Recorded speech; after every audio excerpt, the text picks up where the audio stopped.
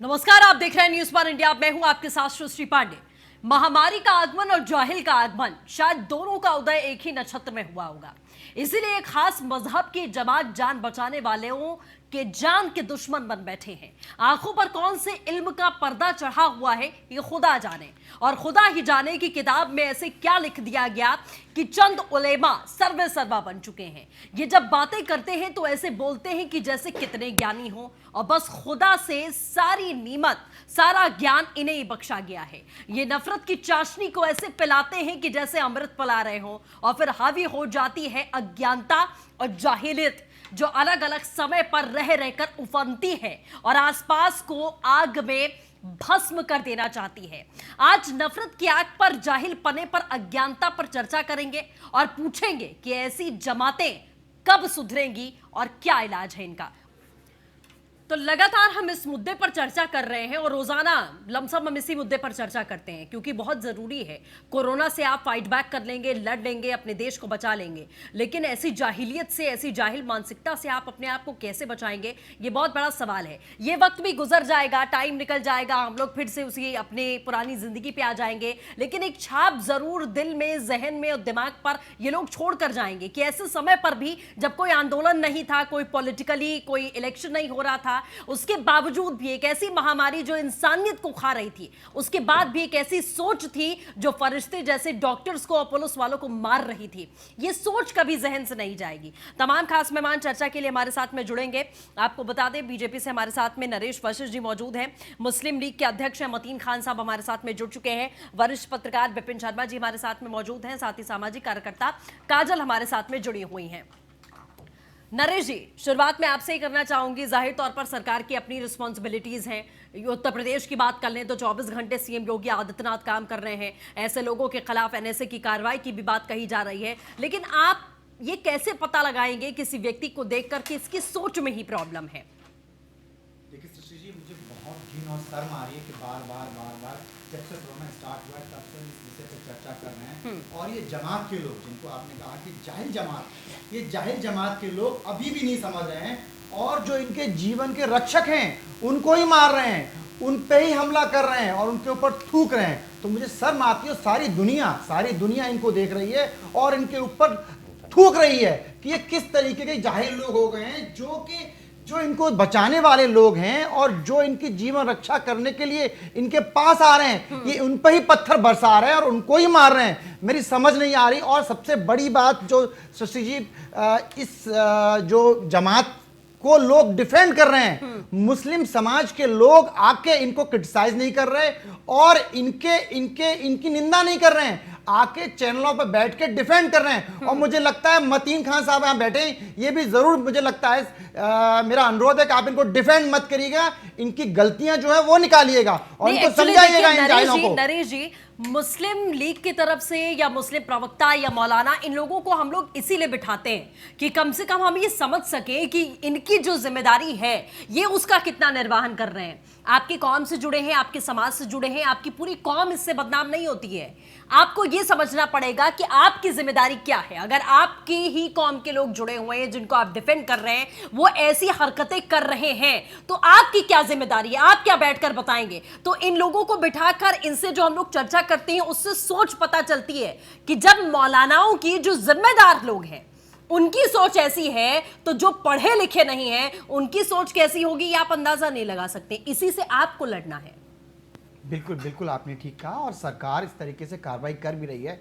आपने देखा होगा मुरादाबाद का प्रकरण हुआ, उसमें 17 लोग गिरफ्तार किए गए, 200 लोग वांछित हैं। गाजियाबाद का प्रकरण हुआ, या प्रदेश में जिस तरीके से जहाँ जहाँ ये घटनाएं हो रही हैं उन पर एनएसए की कार्रवाई की जा रही है। और योगी सरकार बहुत ही सख्त है इस तरीके की घटनाओं को रोकने के लिए और इस तरीके के लोगों पे कार्रवाई करने के लिए। और मेरा एक और आपसे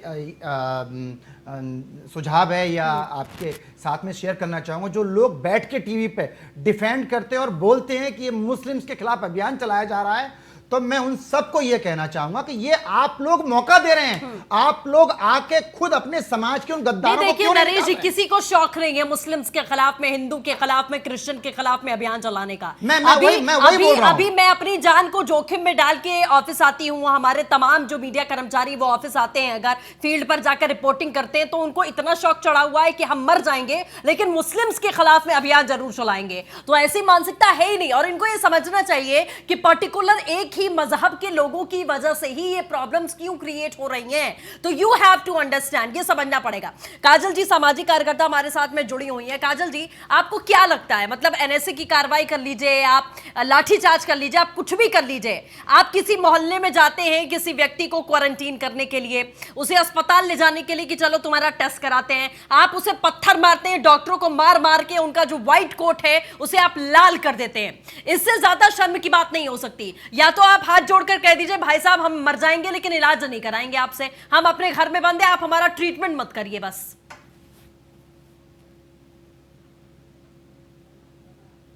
ये भारत जैसे विराट देश की मानसिकता, यहाँ के लोगों की जो मानसिकता है वो ये है कि कि आप लोग जो पूरा देश जहाँ इन पे खून बरसा रहा है, हमारे देश में इन पे पत्थर बरसाए जा रहे हैं। तो ये चीजें मुझे थोड़ा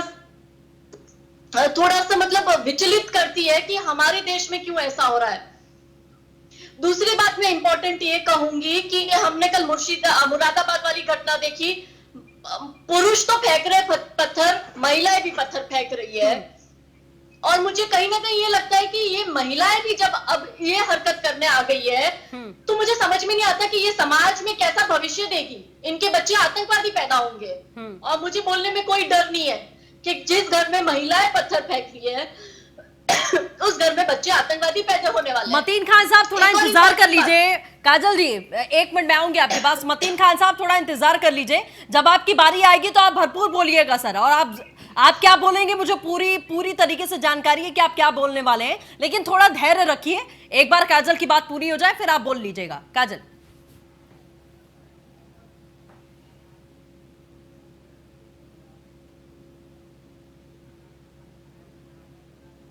आवाज नहीं आ रही। लखनऊ में 12 तबलीगी जमातियों को पकड़ा गया, 12 के 12 कोरोना संक्रमित, और जो उनके साथ 27 लोग मस्जिद में रह रहे थे वो भी सारे के सारे संक्रमित हुए। तो अगर ये लोग ये सोच रहे हैं कि मुस्लिमों को टारगेट किया जा रहा है, भैया कोई इंटरेस्टेड नहीं है मुस्लिमों को टारगेट करने में। लेकिन यहाँ पे बड़ा सवाल ये है कि आपके ही कम्युनिटी में ये पूरा स्प्रेड हो रहा है।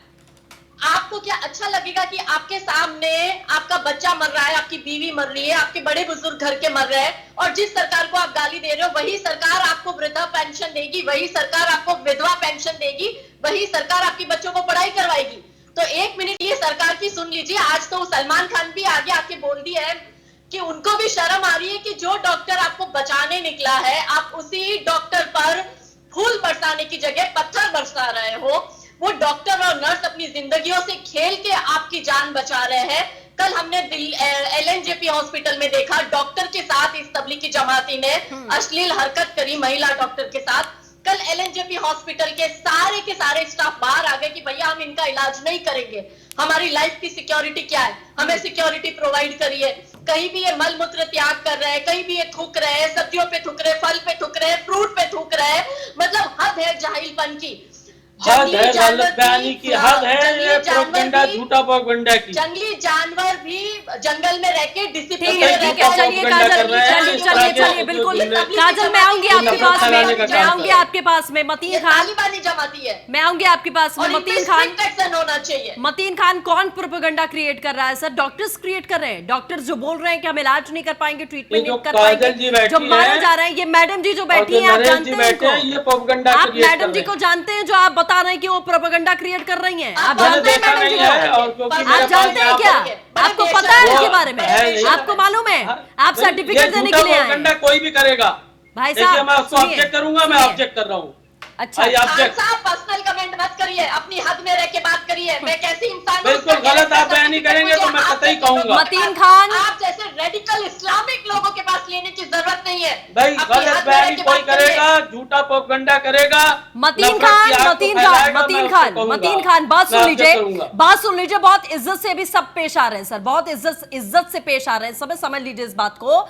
जो डॉक्टर्स के सर फटे हैं, जो पुलिस वालों की खाकी वर्दी को आप लोगों ने लाल कर दिया है, वो प्रोपेगेंडा है सर, वो प्रोपेगेंडा आपको दिखता है। मलमूत्र उसकी जो नंगापन और उसकी बात जो ये आपको देखना है, आपको देखना है, आप बेशरम है क्या? आपको देखना है, आपको देखना है कि वो मलमूत्र कैसे त्याग कर रहे हैं अस्पतालों में, वो कैसे थूक रहे हैं। आपको लाइव देखना है क्या?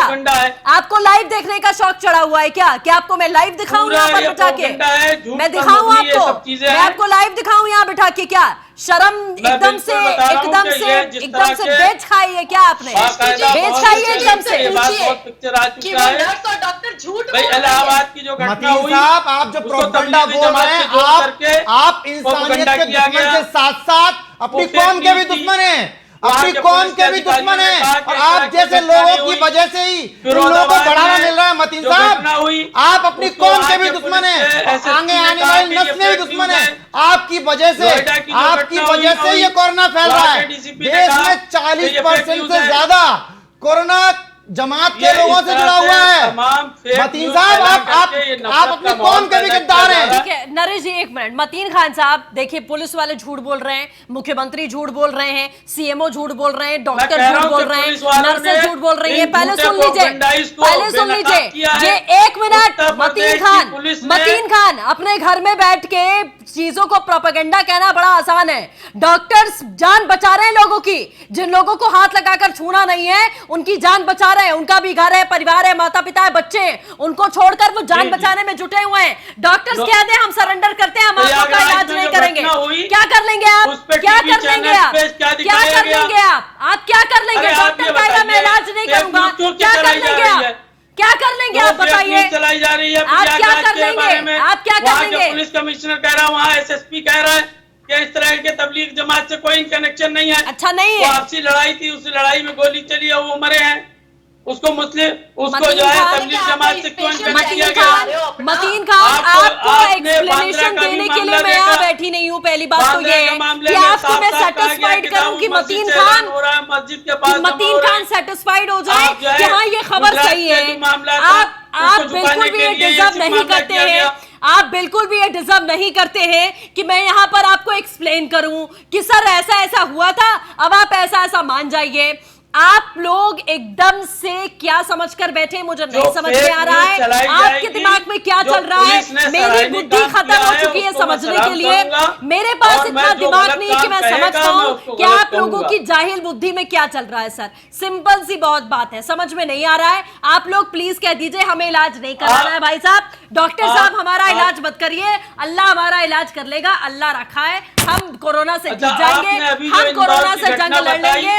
आप डॉक्टरों को बख्श दे, आप डॉक्टरों को बख्श दे, मेरा आपसे ये निवेदन है, डॉक्टरों को जिंदा छोड़ दीजिए और लोगों का इलाज करने के लिए आप ट्रीटमेंट मत कराइए। सर इस बात की वजह की है मुकेश मतीन टाटा और खान, दूसरे लोग हैं आप वहाँ पर। ट्रीटमेंट मत कराइए, आपको इलाज की जरूरत ही नहीं है, आपको इलाज की जरूरत ही नहीं है। पूरे तबलीगी जमात को, आप जैसे व्यक्तियों को, आप जैसे मौलानाओं को, आप लोग जमात में जो पढ़ते हैं, आपको जो पढ़ाया जाता है, आपको जो सिखाया जाता है, आपको ट्रीटमेंट की जरूरत नहीं है, वो आपके लिए जड़ी बूटी है। ठीक है, ये कैसी महामारी है, ठीक है, महामारी से हम सबको मिल करके लड़ना चाहिए। नहीं नहीं मिलकर लड़ेंगे ना, डॉक्टरों को मार देंगे, डॉक्टरों को खत्म कर देंगे, डॉक्टरों को जड़ से मिटा देंगे, डॉक्टरों के ऊपर थूकेंगे, नर्सेस के साथ में अश्लील हरकतें करेंगे, उनसे कहेंगे आप सिगरेट लेके आइए, आप बीड़ी लेकर आइए, थूकेंगे उनके ऊपर, नंगे होकर घूमेंगे, डॉक्टरों को पत्थर मारेंगे, पुलिस वालों को पत्थर मारेंगे और अब महामारी से जीत जाएंगे। वाह वाह वाह वाह, क्या डेफिनेशन दी है, क्या डेफिनेशन दी है मतीन खान, बहुत अच्छी परिभाषा है। चलिए सर, बहुत शुक्रिया आपका,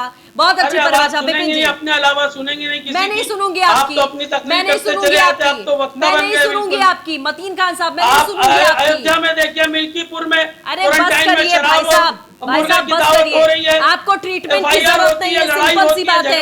डॉक्टरों को आप लोगों का ट्रीटमेंट करना ही नहीं चाहिए, आपको ट्रीटमेंट की इलाज की जरूरत नहीं है, आप कोरोना से जीत जाएंगे भाई साहब। माफ करिए सर, माफ करिए, माफ कर दीजिए, आप माफ कर दीजिए, आप माफ कर दीजिए सर, डॉक्टरों को माफ कर दीजिए, आप डॉक्टरों को माफ कर दीजिए। मैं कह रही हूँ, आपसे निवेदन कर रही हूँ, उन बेचारों को माफ कर दीजिए, उन बेचारों को माफ कर दीजिए सर, उनको मत मारिए, उनको मत मारिए। चलिए मतीन खान, मैं आऊंगी आपके पास, इनकी आवाज जरूर कर दीजिए, खामखा पूरी डिबेट में बोलेंगे ऐसे। आवाज जरूर करिए मतीन खान की, आप बोलिए विपिन जी। बिल्कुल स्पष्ट होना चाहिए, इसमें कोई गलतफहमी नहीं है किसी तरह की, कि जो कोई भी किसी के खिलाफ कोई कैंपेन नहीं चला रहा, कोई हिंदू मुस्लिम या सिख ईसाई, ऐसा कुछ भी नहीं है। जो ये भ्रम फैलाया जा रहा है, ये भ्रम फैलाने का काम अपने आप में ही बहुत घातक है। पहले भी यही हुआ, शाहीन बाग में जब आंदोलनकर्ता बैठे, सबके तार कहीं ना कहीं जुड़े हुए हैं। आप देखिए ना, अब आंदोलनकर्ता जब वहां से हटाए गए थे लॉकडाउन के पहले और कुछ चंद घंटे पहले, उस वक्त भी यही हुआ, उस वक्त भी ये एक तरह से धमकी देके गए, बोले हम दोबारा आएंगे। अरे भाई, आपके हित के लिए ये फैसला लिया गया था, आपको नहीं हटाते, आपका हाल भी वैसे ही होता जैसे निजामुद्दीन मरकज में हुआ। तो आप बताइए, तो फिर किसका नुकसान होता? उसके बाद संक्रमण और फैलता तो देश का ही नुकसान होता और लॉकडाउन की अवधि बढ़ाई जाती। तो ये तो देखिए समझने की बात है। मैं साथ में एक बात बोलना चाहूंगा सृष्टि, बड़ा दुख होता है देखिए कि मानसिकता की बात है, मतलब हैरान है। एक तरफ आप बोलते हैं कि लोकतंत्र का गला घोटा जाता है, हमें बोलने नहीं दिया जाता, फ्रीडम ऑफ एक्सप्रेशन नहीं है हिंदुस्तान में। नसीरुद्दीन शाह साहब को वहां पर वो लगता है, देखिए क्या हो रहा है, गुस्सा आना चाहिए, गुस्से की बात करते हैं वो। अरे कमाल है, यहां तो हिंदुस्तान में उस तरह की आजादी है कि आप जब आए आप प्रधानमंत्री को जाके गाली दे देते हैं, अब शब्द बोल देते हैं। और कमाल है, आप पहले बोलते हैं कि आजकल जो जोक चल रहे हैं, जबकि उस पर रोक लग गया है और साइबर कानून यहां पर है और उस पर सख्त से सख्त कदम और होने चाहिए। लेकिन देखिए कितने दुख की बात है कि आप एक बोलते हैं, पहले नोटबंदी के लिए प्रधानमंत्री ने बोला कि आप नोटबंदी कर दी और अब जो है कोरोना के लिए घर में लॉकडाउन। अरे भैया, लॉकडाउन नहीं आप पालन करेंगे तो किसका नुकसान होगा, यह भी क्या समझाने की आपको जरूरत पड़ेगी क्या? और साथ में अफवाहें फैला रहे हैं जिस तरह से, वो देखिए सब पे लागू होता है। और यहां पर कोई हिंदू मुस्लिम की तो बात नहीं है। कोरोना क्या पूछ के आएगा कि आप हिंदू हैं कि आप मुसलमान हैं कि आप सिख हैं कि आप ईसाई हैं, तभी मैं आपको आके संक्रमित करूंगा? तो ये तो वो बात है ही नहीं। और दूसरी बात, मैं एक रिपोर्ट की बात करूंगा जो फेक न्यूज जिसको बोलते हैं, कि जो बोल रहे थे कि हिंदुस्तान को बदनाम करने की कोशिश करी गई थी, कि यहां पर भी देखिए मतभेद हो रहा है और आपस में डॉक्टर जो है इलाज सिर्फ हिंदुओं का या बाकी समुदायों का कर रहे हैं। बेबुनियाद बात है, बेतुकी बात है, इसको सरे से खारिज कर देना चाहिए। कारण है कि डॉक्टर तो देवदूत है, ये तो ऐसी बात ही नहीं है। और देखिए, आग ऐसे नहीं लगती बिना धुएं, और धुआं अगर निकलता है तो कहीं ना कहीं आग लगी होती है। There is no smoke without fire. और समझने की बात यह है कि कहीं ना कहीं नर्सें जब आगे बोल रही हैं, डॉक्टर बोल रहे हैं, और पुलिस कर्मियों के भी आप वीडियो झूठे बोलेंगे जिनको लहूलुहान कर दिया आपने, तो ये कहीं ना कहीं आप लोगों के धर्म गुरु जो है मौलाना है, उनको आगे आना चाहिए। मैं तारीफ करूंगा सलमान खान की, क्योंकि सलमान खान ने आके जो संदेश दिया है बड़ा अच्छा संदेश है, इसका स्वागत होना चाहिए। बल्कि बॉलीवुड के और भी लोग अभिनेता अगर आए तो एक अच्छी नजीर पेश होगी। लेकिन साथ में धर्म गुरु की, जितने इनके मुस्लिम धर्म गुरु हैं, उनको आगे आना चाहिए उनको, क्योंकि अमन और शांति है। मैं बार बार हर एक मंच पे एक बात दोहराता हूं कि देखिए नहीं, मैं एक दो बातें बोलना चाहूंगा कि देखिए, हिंदुस्तान में तो हमेशा रिवायत रही है फूलवा की सैर की, और यहां पर देखिए अगर राम मंदिर के फैसले की भी बात करें, क्या एक भी पटाखा फोड़ा किसी ने, कोई आपस में खुशी मनाई? यही बात है, क्योंकि मंदिर मस्जिद से ऊपर मानवता, और हम लोग सब एक हैं, सद्भावना, और वही हमने पेश करी थी जब 9 नवंबर 2019 को राम मंदिर का निर्णय आया। क्या कभी आपने देखा कि कोई सड़कों पे उतरा या किसी को जताने की कोशिश करी कि देखिए आज आपकी हार हुई, हमारी जीत? हार जीत का तो मतलब ही नहीं है। हमारा देश, हमने देश को आगे लेके जाना है, देश सर्वप्रथम। और यही बात है, कोरोना में अगर आपने जीत पानी है, यहां पर सबकी भूमिका, सबका योगदान अहमियत रखेगा, और आप देश को ऐसे बांटेंगे। हम अब चर्चा हमेशा देखिए सार्थक चर्चा करना चाहते हैं ताकि दर्शकों तक अच्छी बात जाए। जो इस समय सरकार की तरफ से पहल हो रही है, और नुक्ताचीनी का तो समय नहीं है। और आप देखें ना, जैसे अगर ये जूम ऐप पे रोक लगाने की बात चली है, उसके पीछे भी कोई ना कोई सरकार की मंशा रही होगी, और उन्होंने देखा होगा, अंदेशा जताया होगा कि उसका क्या खतरा कहां से है। तो देखिए, इस समय तो नुक्ताचीनी का वक्त नहीं है। इस समय यह देखना है कि हमने कैसे हम मिलजुल के ये इसका सामना करें, और ये दुआ करें कि ये अवधि जो 3 मई तक है उससे ज्यादा आगे ना जाए। लेकिन हम लापरवाही करते रहेंगे और डॉक्टरों के साथ ही। देखिए विपिन जी, ये जो सिचुएशन पैदा हुई है, ये ऐसा बिल्कुल भी किसी ने सोचा नहीं होगा। ये अनएक्सपेक्टेड सिचुएशन है कि इस मामले में भी ऐसा हो सकता है, ये कहीं पर भी किसी ने नहीं सोचा होगा। ना सरकार ने, ना आपने, ना मैंने, ना यहाँ पर जो लोग बैठे वही। आप कह रहे हैं कि मौलाना आए सामने, वो अपने समाज को समझाएं या लोगों को संदेश दें, ये आ तो रहे हैं सर, हम लोग क्यों बुलाते हैं? इसीलिए तो बुलाते हैं। आप तो समझते हैं इस बात को कि एटलीस्ट ये यहाँ पर आएंगे, ये यहाँ पर बोलेंगे, ये थोड़ा समझाने की कोशिश करेंगे तो कम से कम कुछ बुद्धि में घुसेगा। बिल्कुल सही है, गलत को तो गलती बोलेंगे आप, गलत को आप सही नहीं ठहरा सकते। यहाँ पर क्या प्रोपेगेंडा है कि हिंदू वर्सेस मुस्लिम, मतलब एक ऐसी महामारी जो पूरे विश्व में फैली हुई है, सुपर पावर्स हैंडल नहीं कर पा रही हैं। हिंदुस्तान में क्या चल रहा है? हिंदू वर्सेस मुसलमान चल रहा है। हम बचाने की कोशिश नहीं कर रहे हैं, हम एक और नई मानसिक बीमारी को पैदा कर रहे हैं कि हिंदू वर्सेस मुसलमान। एक और बात बोलना चाहूंगा सृष्टि, अनएक्सपेक्टेड सृष्टि, एक बड़ी देखिए बड़ी चिंता का विषय है कि आप देखें लोगों में, आप मानसिकता की बात देखें। आप देश के प्रधानमंत्री हैं और आप बार बार आप देखिए ना, आप फिर एक तरफ बोलते हैं फ्रीडम ऑफ एक्सप्रेशन नहीं, आप बोलते हैं लोगों से, आप ऐसे ऐसी बातें कर रहे हैं, बोलते हैं देखिए हमारे को कोरोना हो गया तो हम जाके प्रधानमंत्री को करा देंगे। अरे कमाल की बात है। आप मानसिकता देखिए कि मानसिकता पहले अपनी सुधारिए और उसके बाद देश को आगे ले जाइए, और आपको जो नियम बोले गए हैं उनका पालन करिए। उनको उल्लंघन करने से क्या होगा? अफवाहों पे ध्यान नहीं देना। हमने इस समय मिलजुल कर ये देखना है, क्योंकि ये महामारी है और ये तीसरा युद्ध है, तीसरा विश्व युद्ध है। फर्क ये होना चाहिए कि हम लोग सब एक साथ हैं। ये पहले विश्व युद्ध हुआ तो अलग अलग देश सामने आमने थे। तो ये जमात कब सुधरेगी, इसका जवाब किसी के पास नहीं है, ना प्रधानमंत्री के पास है, ना मुख्यमंत्री के पास है, ना हम लोगों के पास है। हम लोग सिर्फ समझा सकते हैं, अपील कर सकते हैं, लेकिन अब सिचुएशन इतनी ज्यादा खराब कर दी गई है कि डॉक्टर्स ही नहीं बचेंगे तो आप सोचिए आप ट्रीटमेंट और इलाज कराने कहां पर जाएंगे। काजल हमारे साथ लगातार बनी हुई है। काजल, इस माहौल को देखकर जहां पूरी दुनिया अपने देश के लोगों को बचाने में जुटी हुई है, सुपर पावर्स घुटने पर आ चुकी हैं, हम लोग फिर भी ये कह सकते हैं कि बहुत सहूलियत में है। वो लाखों का जो लाशों का ढेर लगा हुआ है, वो हमने कम से कम, गनीमत है कि हम आगे वो दृश्य ना देखें अपने देश में, कोशिश यही की जा रही है। लेकिन ऐसे लोगों की वजह से ये कहना पड़ रहा है, लेकिन ऐसे लोगों की वजह से वो दिन भी शायद ये चाहते हैं कि हम लोग देख लें। जी सृष्टि जी, देखिए ये लोग ये बात नहीं समझ पा रहे हैं कि ये सब करने से नुकसान इनकी कौम को और इनकी कम्युनिटी को ही हो रहा है, इनकी कम्युनिटी में स्प्रेड हो रहा है। आज हम भारत के जब आंकड़े देखते हैं और हम 12,000 के आंकड़े को पार कर चुके हैं, 70% मुस्लिम कम्युनिटी से है। क्यों है? कभी किसी ने ये सवाल किया? क्योंकि तबलीगी जमात जो है वो जिनके साथ वहां से जब निकली निजामुद्दीन से, तो वो वहीं पे अलग अलग मस्जिदों में गई, अलग अलग मस्जिदों में अलग जगह वहां के लोगों को संक्रमित किया, फिर वो अपने कम्युनिटी में रहे, वो अपने मोहल्ले में रहे, मोहल्ले के लोगों को, रिश्तेदारों को, हर किसी को ये करते गए। अभी देखो आप आंध्र प्रदेश का आज का केस मैं आपको बता रही हूँ, 40 बच्चे जिनकी उम्र 3 वर्ष से 17 वर्ष के बीच की है, उन बच्चों को सारे के सारे 40 बच्चे संक्रमित हो गए। वो सारे के सारे बच्चे डायरेक्टली और इनडायरेक्टली तबलीगी जमात के कनेक्शन में आए और सारे के सारे बच्चे मुस्लिम हैं। क्या इनको अच्छा लगेगा अपने बच्चों की और अपने परिवार वालों की लाशें उठाना? ये चीज समझ नहीं रहे हैं। ये इतनी जाहिलियत की हद पार कर चुके कि इन्हें लगता है कि अल्लाह बचाने आएगा। अरे अल्लाह आ तो रहा है डॉक्टर के रूप में, नर्स के रूप में, पुलिस के रूप में, लेकिन आप उन पर पत्थर फेंक रहे हो और फिर आप लोग कहते हो कि आप पे प्रोपोगेंडा रचा रहे। अरे तुम लोग नर्सों के सामने कपड़े उतार रहे हो ना, तुम उनके सामने नहीं, आज तुम पूरे दुनिया के सामने नंगे हो रहे हो। और वो नर्स जिनको हम सिस्टर कह के बुलाते हैं, जिनकी हम रिस्पेक्ट करते हैं, आप उनके सामने इतनी अश्लील हरकत करते हो, शर्म आनी चाहिए।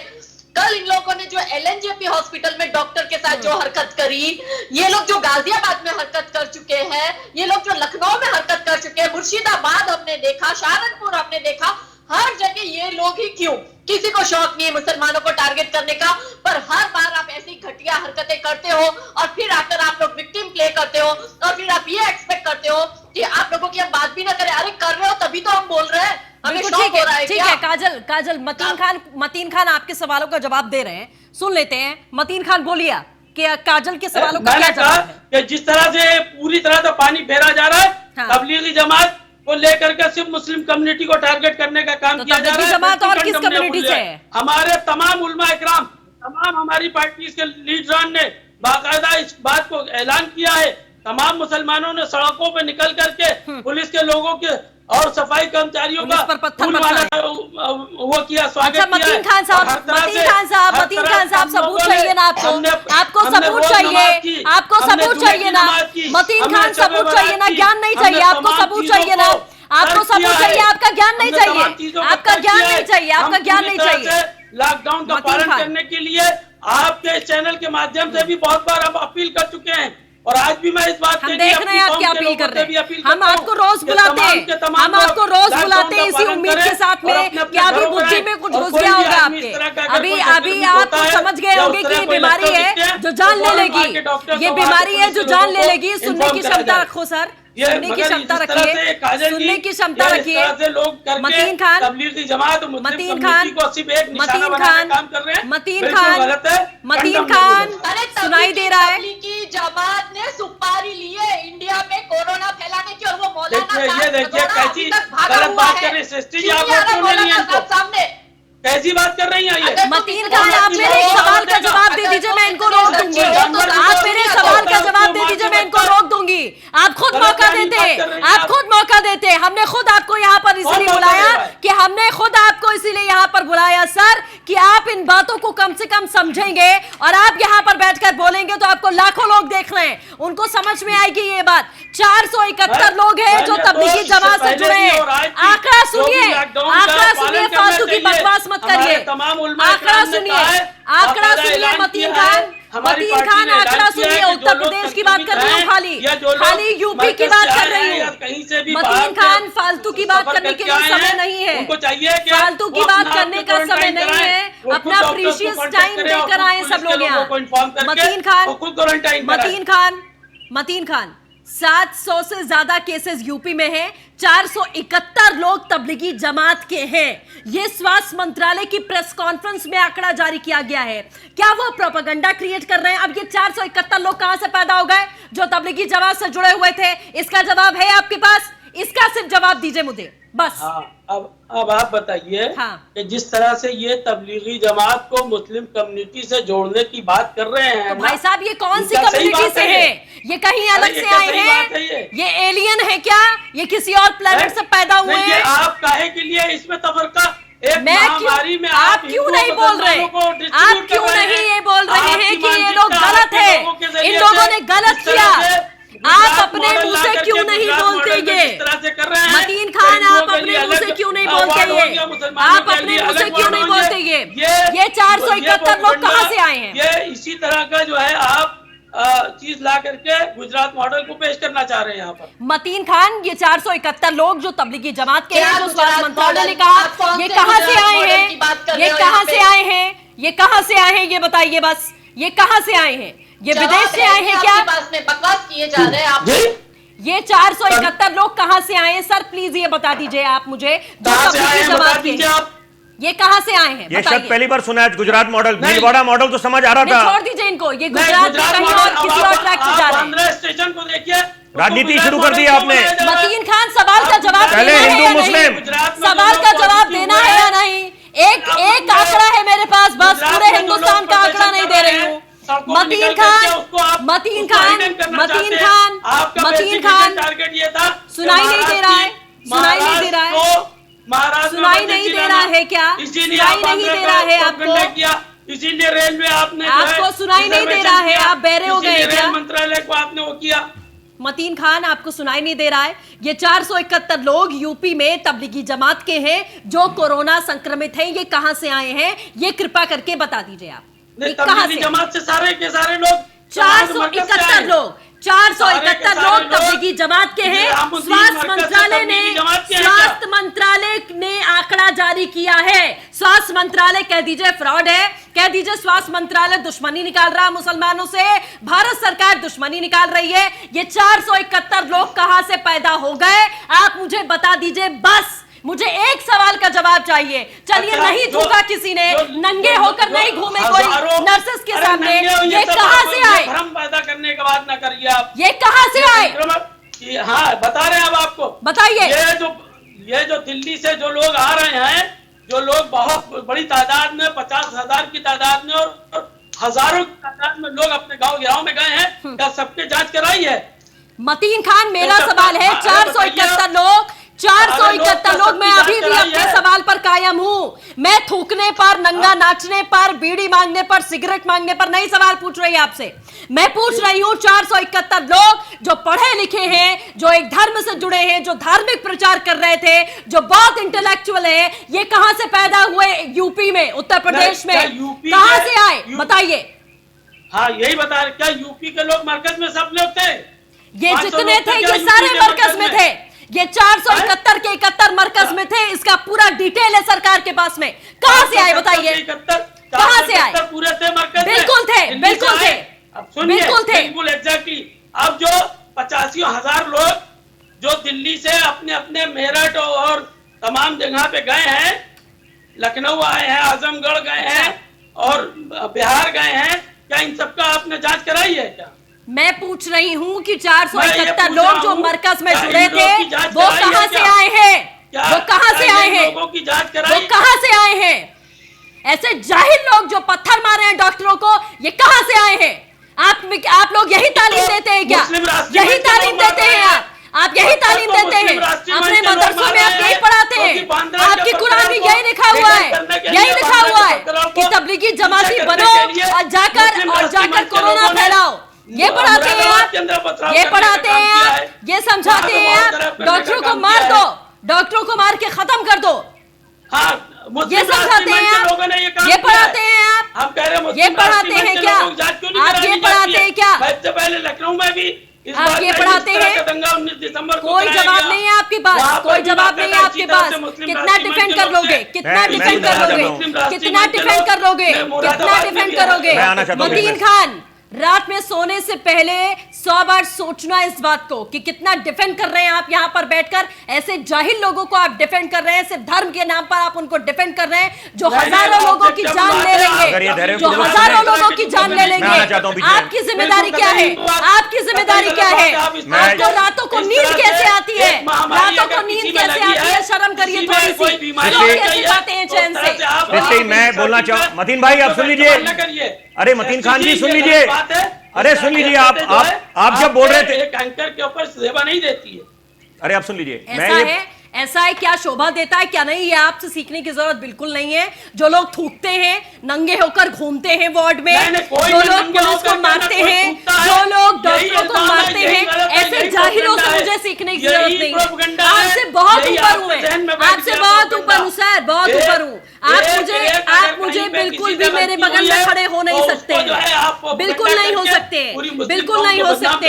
आप कोशिश मत करिएगा, कोशिश मत करिएगा कभी कंपेयर करने की, कभी कोशिश मत करिएगा। मतीन खान सुन लीजिए, चर्चा को सार्थक रहने दीजिए, भटकाइए नहीं, आप कीमती समय नष्ट कर रहे हैं। मतीन खान सुन लीजिए, आपका पक्ष सुना, अब हमारी बात भी सुन लीजिए। मैं ये बोलना चाहूंगा दो बड़ी अहम बातें। देखिए 100 बातों की एक बात, मौलाना साद कहां पर है इस समय? देखिए, क्योंकि जब तक वो सामने नहीं आएंगे, जांच में सहयोग नहीं करेंगे, दूध का दूध और पानी का पानी नहीं होगा। पता लगाना है और अति आवश्यक है कि क्या मंशा थी। देखिए, अभी आप बोलते हैं कि तबलीगी जमातियों को आपने सबको कटरे में खड़ा कर दिया, तो देखिए वो तब तक रहेगा, क्योंकि जब तक ये मौलाना साद आके सार्वजनिक नहीं करते, बताते नहीं कि मंशा क्या थी, छुपे क्यों हैं। अगर इतने बहादुर हैं तो सामने आए, ये तो अगर छुपे बैठे हैं तो कायरी कहलाएंगे और बुज़दिल हैं। और सबसे बड़ी बात यह है कि ये जब तक सामने, पहले सुन लीजिए, पहले किसी ने भी पूरे किसी मुस्लिम समाज को या मुस्लिम भाइयों और बहनों को नहीं बोला, ये आप साफ कर लीजिए, पहली बात। और दूसरी बात, मैं आपसे एक सीधा सवाल पूछना चाहता हूं। आज जो बोलते हैं, बार बार एक शब्द चला है, कुछ सालों से सुन रहे हैं, 2-3 सालों से, मुस्लिम ब्रदरहुड, मुस्लिम भाईचारा। मैं आपसे पूछना चाहता हूं, देश बड़ा या धर्म बड़ा? आप इसका उत्तर दीजिए। देश बड़ा या धर्म बड़ा? देश बड़ा है हमारी पार्टी ने। मैं वही, आप जब खुद बोलते हैं देश, अब सुनिए, आपने जवाब दिया, आपने बोला देश बड़ा है। जब देश बड़ा है तो आप एक सुर में सुर मिलाइए, आप जो गलत है उसको गलत बोलिए, यही बात है। देखिए मुद्दा यही है, बार बार अगर आप गलत को सही ठहराएंगे या जस्टिफाई करेंगे तो आप किसी भी निष्कर्ष तक नहीं पहुंच पाएंगे। मुद्दा यही है, आपने अब बात मानी है। देखिए नहीं, देखिए कोई भी किसी कौम को बदनाम नहीं करना चाहता, ये बात आप साफ कर लीजिए। जी के जो जुमले हैं नहीं, किसी के जुमले नहीं है वो। देखिए आप उनकी बात करते हैं, वो किस जान जोखिम में डाल के, देखिए आप लोग तो वहां पर बैठे अपने घरों में बैठे, ये यहां पर स्टूडियो में बैठी हैं, 24 घंटे काम चल रहा है और महिला होके तो और हमें सम्मान करना चाहिए। मतीन खान साहब, ऐसा है कि मेरा कोई पर्सनल इंटरेस्ट नहीं है कि मैं आपको बदनाम करूंगी और मैं जुमलेबाजी करूंगी। जो आंकड़े आते हैं, जो सरकार कहती है, जो तस्वीर हम लोग फील्ड पर जाकर लेकर आते हैं, वही हम दिखाते हैं। एक मिनट, मुझे आपसे कोई एक्सप्लेनेशन नहीं चाहिए। सुन लीजिए, आपकी सफाई नहीं चाहिए मुझे, आपकी सफाई नहीं चाहिए मुझे। मेरे जुमलेबाजी पर मुझे कोई दिलचस्पी नहीं है। आपने दुख होता है आप कैसे शब्द का इस्तेमाल कर रहे हैं, जुमलेबाजी बोल रहे हैं आप। मैं अपनी जान जोखिम में डालकर अपना काम कर रही हूँ, अपने देश के लिए काम कर रही हूँ, अपने लोगों के लिए काम कर रही हूँ। मुझे कोई शौक नहीं है सर, मुझे कोई शौक नहीं है। बेहद अफसोस की बात आपके ऊपर है। बहुत दुख हो रहा है जो आपने शब्द इस्तेमाल करे। आपकी मानसिकता बहुत ज्यादा खराब हो चुकी है सर। मतीन खान देखिए, मुझे कोई फर्क नहीं पड़ता, मुझे कोई फर्क नहीं पड़ता आप क्या सोचते हैं, मुझे कोई दिलचस्पी नहीं है कि आप क्या कह रहे हैं, मुझे बिल्कुल इंटरेस्ट नहीं है कि आप मेरे बारे में क्या बोल रहे हैं। बस हाथ जोड़कर एक इंडियन होने के नाते, एक जर्नलिस्ट होने के नाते, एक इंसान होने के नाते बस हाथ जोड़कर आपसे निवेदन करती हूं कि ऐसे लोगों का सपोर्ट मत करिए। मुझे कोई फर्क नहीं पड़ता आप मेरे बारे में क्या बोलेंगे, आप मेरे बारे में क्या सोचते हैं, मुझे रत्ती भर का इंटरेस्ट नहीं है इन चीजों में। इसलिए अपनी सलाह अपने पास रखिए, अपने जेब में रखिए तो ज्यादा बेहतर होगा सर, ये समझ लीजिए। लेकिन ऐसे लोगों को मारो मत, बस इसको कहते हैं शूटिंग दी मैसेंजर। सुनिए कृषि, एक मिनट, शूटिंग दी मैसेंजर कहते हैं। आप मीडिया वाले कुछ बात बोले, आप उल्टा सवाल उन्हीं पे कर रहे हैं। सारे दिहाड़ी मजदूर कोई फर्क जुमलेबाजी बोल रहे हैं आप। मतीन साहब, आप मीडिया पे आरोप लगाना बंद कीजिए। आप उस समय कहां थे जब इस मीडिया ने आसाराम बापू, राम रहीम और बाबा रामपाल जैसे लोगों को एक्सपोज किया और आपके मुस्लिम स्कॉलर आते थे आगे, और उस समय आप कहां थे? आप ये मीडिया के लोग जो अपनी जान जोखिम में डाल के इस समय ये अभियान चला रहे हैं और आपको खबरें दे रहे हैं और लोगों का उत्साहवर्धन कर रहे हैं। आप भी वहां घर पर बैठ के स्काइप पे जुड़े हुए हैं। मीडिया के लोग यहाँ स्टूडियो में बैठ के अपनी जान की परवाह न करते हुए, फील्ड में अपनी जान की परवाह न करते हुए आपको रिपोर्टिंग कर रहे हैं। आपको शर्म आनी चाहिए और आप बहुत बड़े गुनाहगार हैं अगर यहाँ पे बैठ के डिफेंड कर रहे हैं उनको।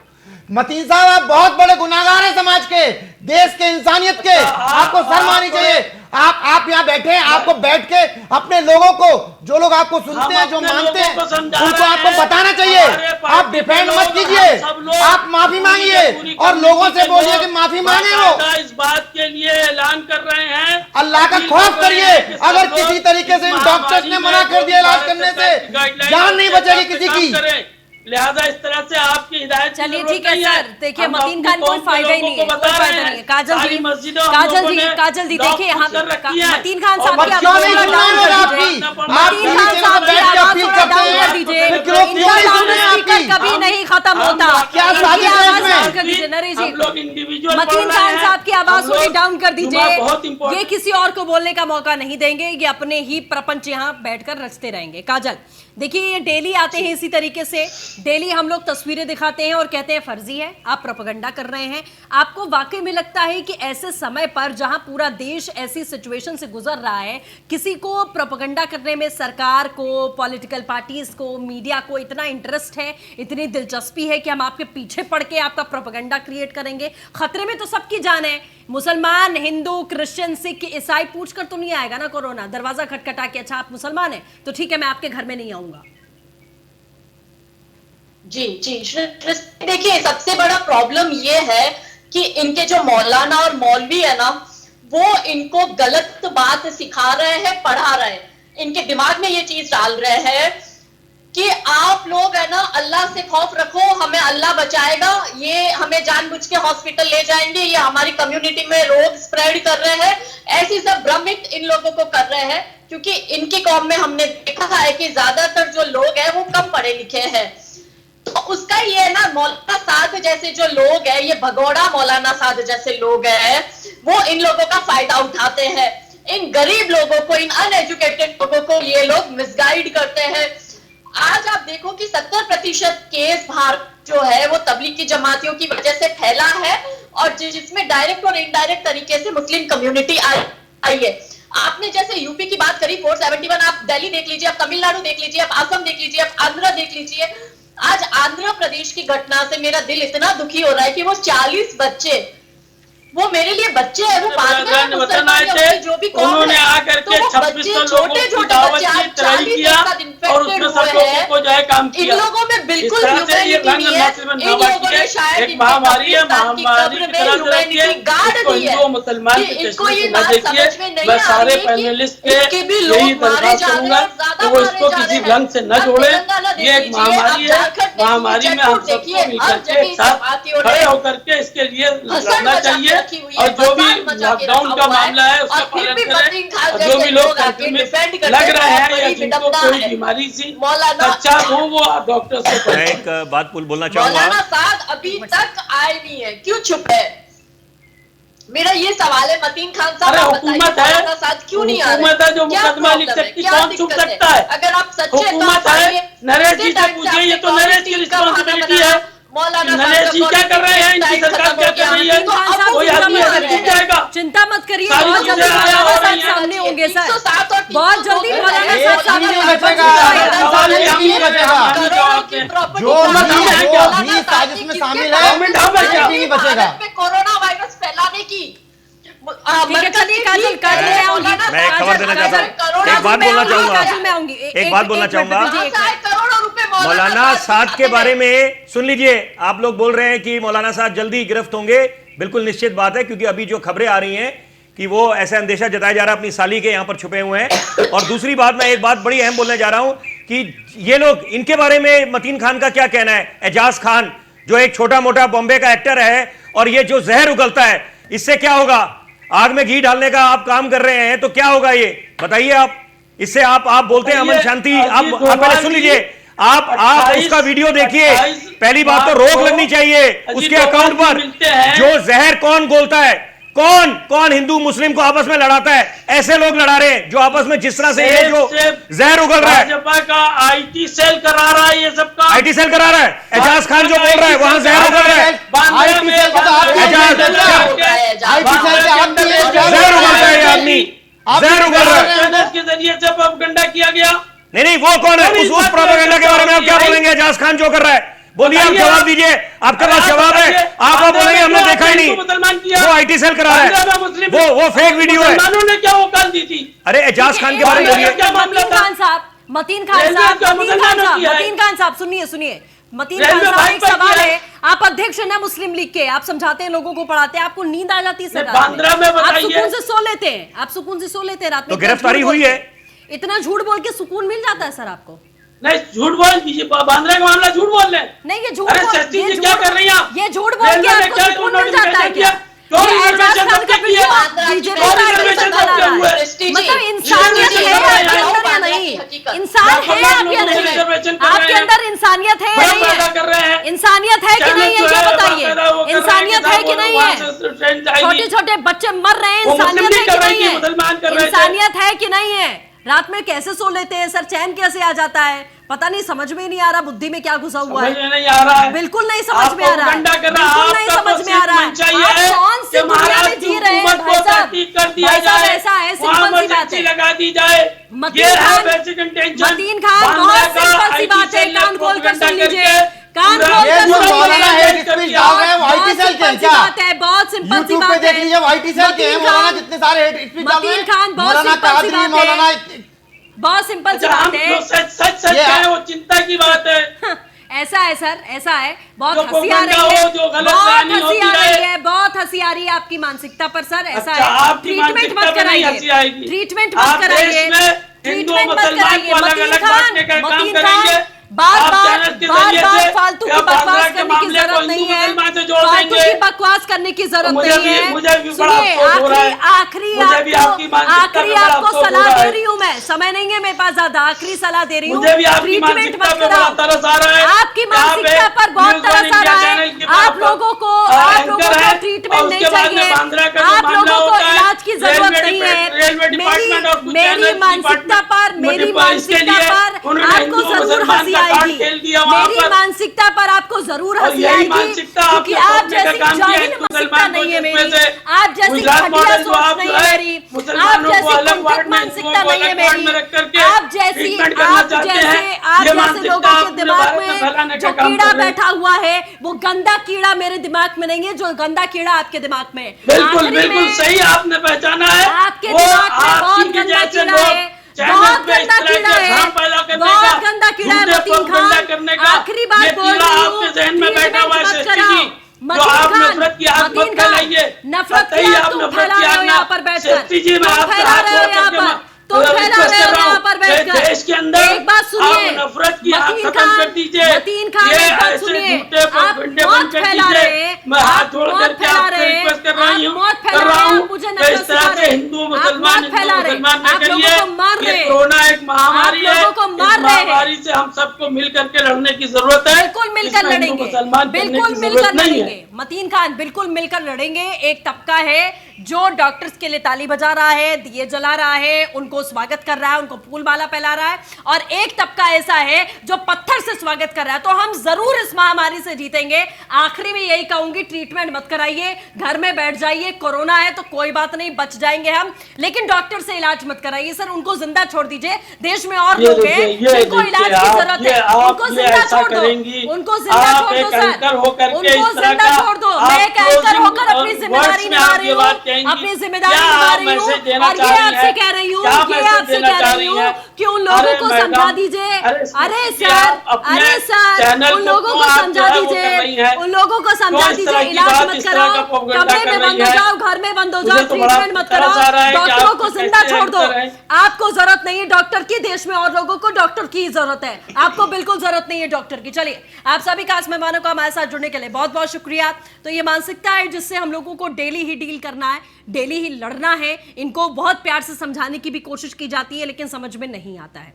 सिचुएशन आपके सामने है, हर चीज आपके सामने है, बचना आपको खुद है ऐसी मानसिकता से, ऐसे लोगों से, ऐसी सोच से, क्योंकि कोरोना से हम जरूर जीतेंगे, ऐसे लोगों से आप कभी जीत नहीं पाएंगे। तो आसपास देखिए, सुरक्षित रहिए, महफूज रहिए। कहीं एम्बुलेंस जाती है, डॉक्टर्स जाते हैं कहीं ऐसे इलाके में, तो आप लोग अपनी भी जिम्मेदारियां निभाइए और कोशिश ये करिएगा कि डॉक्टर मरे ना कम से कम, क्योंकि इनको जरूरत नहीं है, लेकिन देश को जरूर जरूरत है। फिलहाल के लिए बस इतना ही, नमस्कार।